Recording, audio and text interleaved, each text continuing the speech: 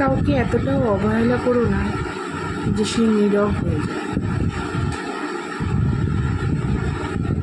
সে তার বাঁচার তাগিদকে হারিয়ে, সে একটা শক্ত লাঠি খুঁজে যাকে আঁকড়ে ধরে তার জীবনটা যার মধ্যে আটকে আছে। হতে পারে সে তার সন্তানকে ধরে আঁকড়ে থাকতে চায়।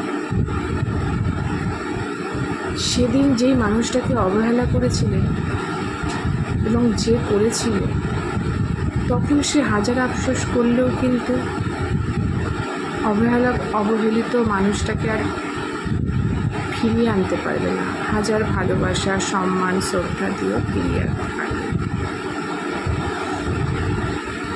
তাই এমন কিছু জীবনে করো না যে একটা জ্যান্ত শ্বাস রয়েছে শরীরে, সেই মানুষটাই জীবন থেকে হারিয়ে গেল।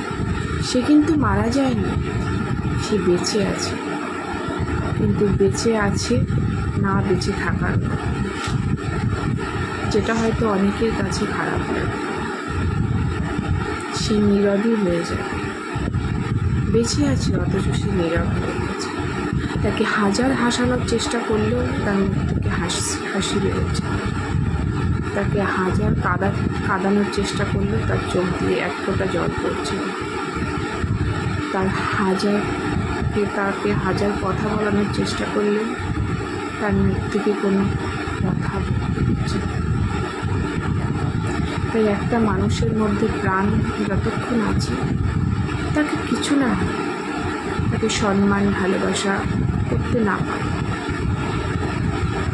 কিন্তু অসম্মান অবহেলাটাও পেয়ে তাতে একটা মানুষের বেঁচে থাকাটা খুব কঠিন হয়।